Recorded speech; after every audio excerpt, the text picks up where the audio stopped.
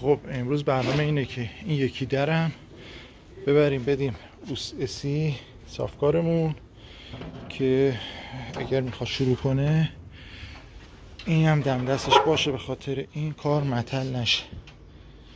اینم از همون جایی که جیپو گرفتم و یادتون باشه این درم گرفتم. در هیچی نداره، یعنی الان من میخوام این در بره صافکاری تنظیم بشه. اگر دیدیم گیر و گوری نداره و قابلیت اینو داره که رو ماشین نصب بشه دیگه لوازمش و تمام این تجهیزاتش رو بخرم. خیلی چیزا لازم داره، در پوسیدگی هم نداره به اون صورت. حالا اینو ببریم هم به بهانه این یه سری بهشون بزنیم ببینیم مثلا کار ماشین ما رو دست گرفتن نگرفتن، چجوریه وضعیتش. خیلی سنگینه، بهش نمیاد. بریم بذاریمش تو ماشین. اوه اوه اوه اوه زیاد یه چیزی بذارم زیرش، اینه که همیشه پارچه بیارم.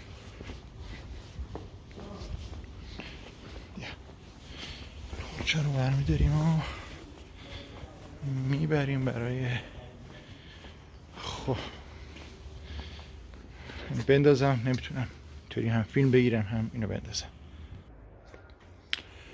خب گذاشتیمش تو ماشین و حرکت به سمت اسی.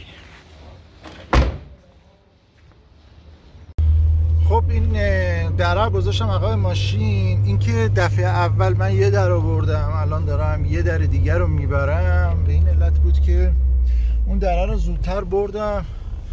گفتم احیانا اگر کارو زود دست بگیره اون دره باشه که کارش لنگ نمونه. این یکی دره رو نبردم به خاطر اینکه یه وقتی داشته باشم که به بهانش برم سراغشون سری بزنم ببینم کارو شروع کردن نکردن چجوریه وضعیت. جیپ کلا کار عمدش، یعنی حالا خورده ریزاش که با خودمه و اینا، اما کار عمدش همین بحث درشه. اونم این که جیپه که من گرفتم نمیدونستم، تجربهشو نداشتم. روزی که باشو صحبت کردم گفتم که این جیپ صحراه. گفت آره آقا ما هم دیگه مدارک جیپ رو نگاه نکردیم که. گفتیم که صحراه دیگه. تجربه اولم بود، نمیدونستم اصلا من جیپ دفعه اولم بود واقعا. هم سوارش شدم هم تیپ‌ها و مدل‌هاشو آشنا شدم باشه. روزی که اومدم همه کارامو انجام داده بودم دیگه، تصمیم قطعی اومدم پولو زدم. اومدم دیدم این یه خورده متفاوته با جیپ صحرا. نگو این جیپ توسنه. حالا چه مشکلی داره؟ موتوری، این موتور میتسوبیشی 8 سوپاپ، موتور کوچیک معروفه و موتوریش فرقی ندارن، اما لحاظ بدنه‌ای یه مقداری کوچیک‌تره.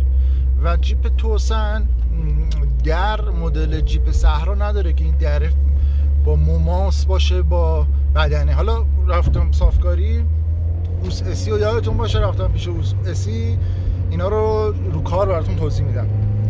خلاصه ما دیدیم الان ما بخوایم برای در صحرا بگیریم، در صحرا روی این درست حسابی نصب نمیشه، باید برش بخوره بدنه توسن و بعد در قالب در بیاد داستان. یعنی یه چیزی چند ده میلیونی اضافه شد به پروژه.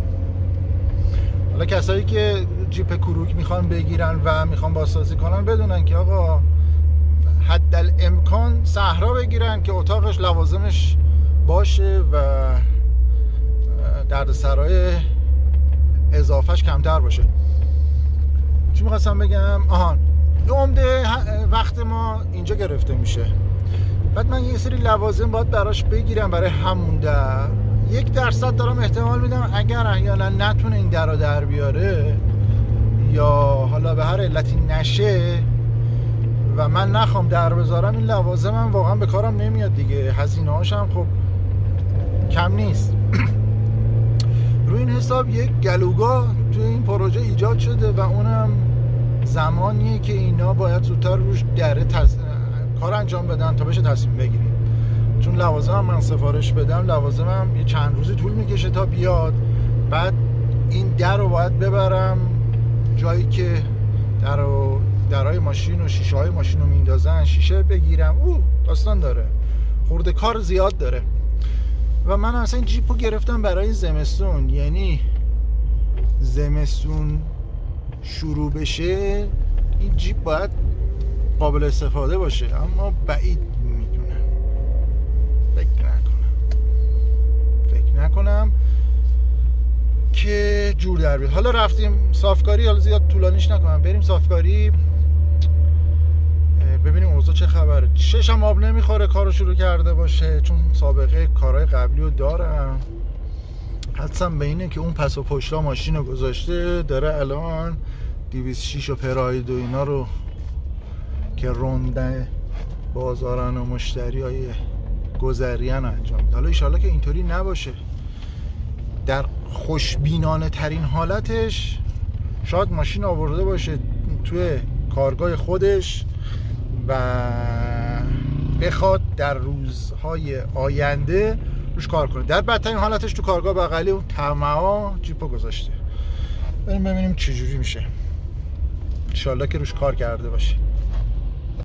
خب اینم که اوسسی، حالا باش بیشتر آشنا میشیم، کار زیاد داریم باش. ایشونه دیگه اگه ببین اگه خوشقولی کنه، خب در نهایت شما خوشقولیش میبینید، میاد مشتریش میشید. بدقولی هم کنه، بدقول که نیست، کار زیاد داره، اما خب دیگه ما میخوره عجله‌ای میخوام همچه کارمون انجام بشه.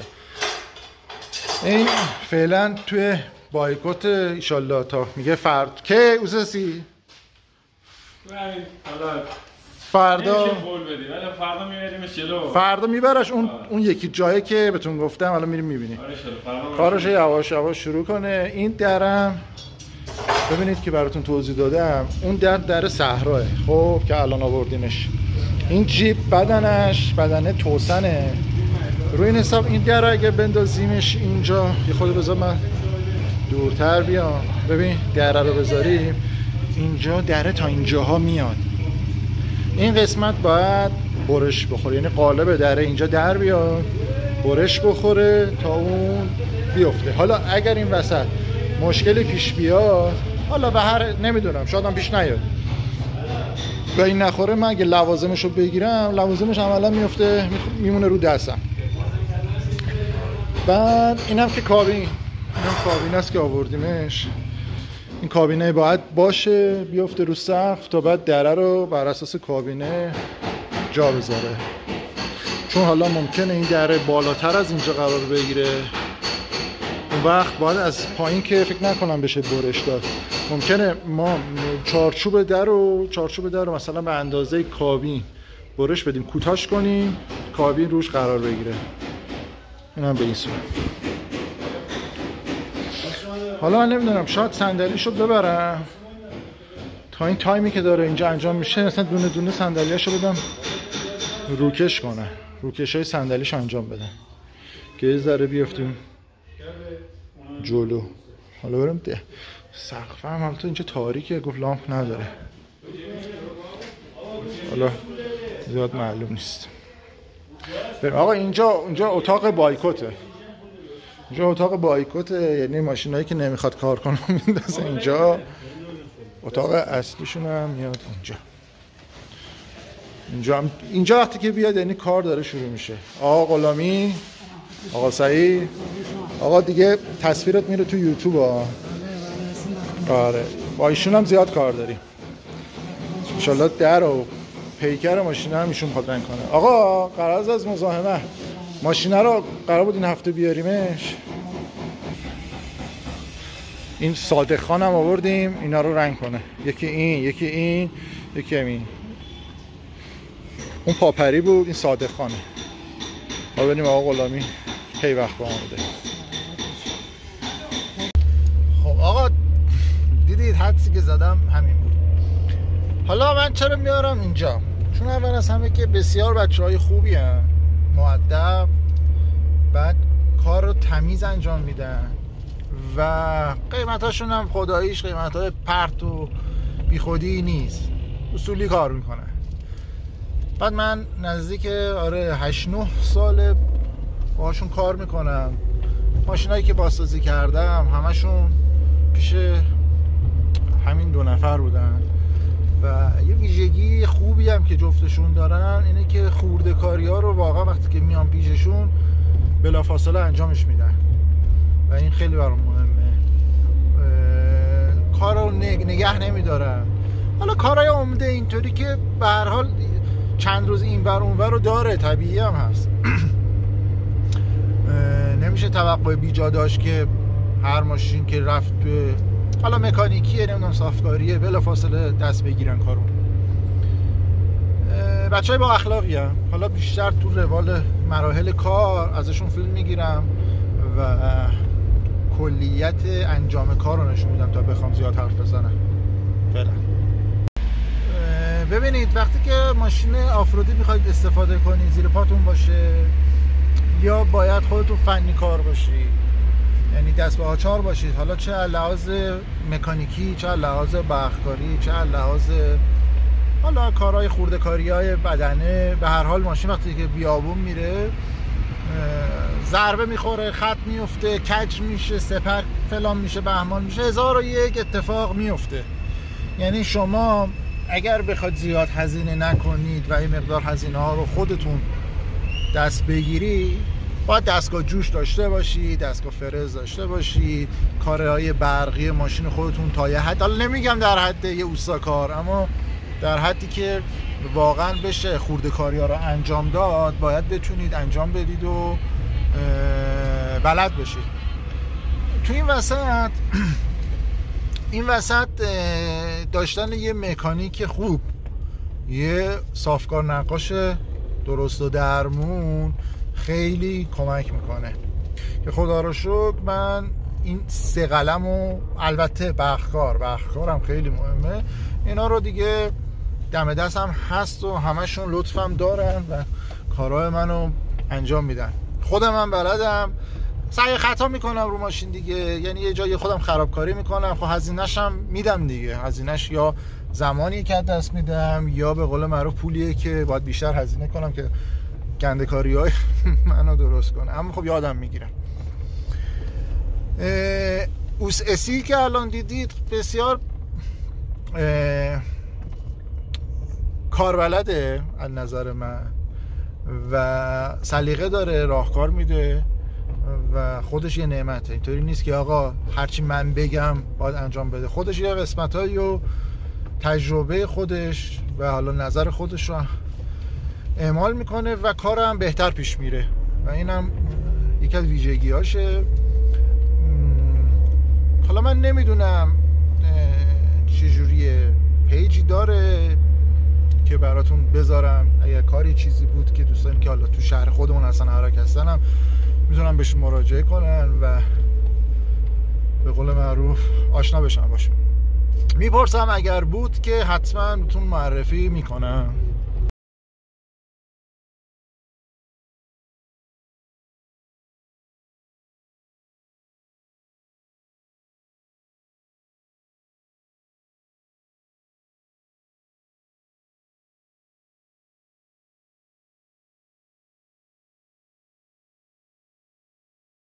خب حالا که 2 روز گذشته، امروز دیگه واقعا دیدم بیکارم.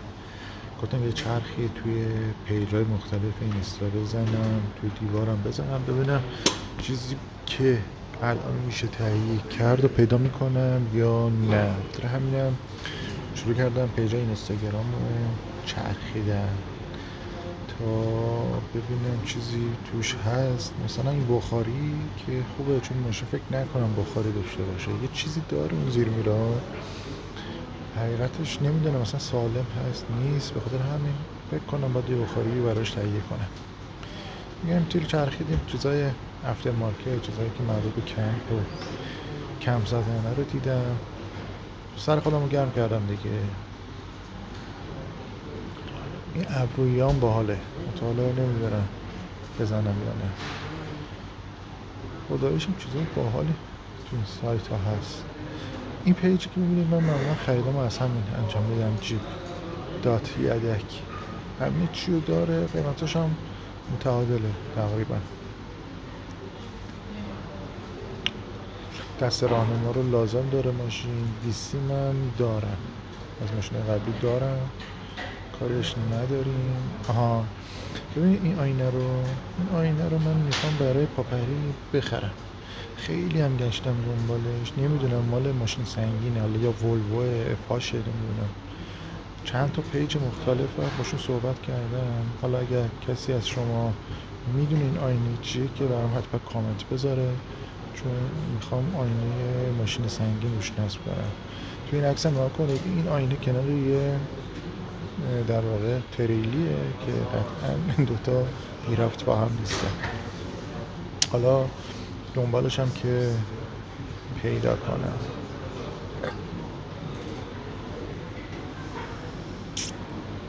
این هم که یکی از هیوله های ایرانه دیگه، همه فکر کنم تقریبا اینو بشناسن. این آژن در واقع بازسازی شده. یه اومدم تو دیوارم یه چرخی زدم ببینم توی لوازم یدکی جیپ این پلاستیکی چیزی به کار من بیاد پیدا میشه با قیمت مناسب یا نه، که چیزی هم پیدا نکردم.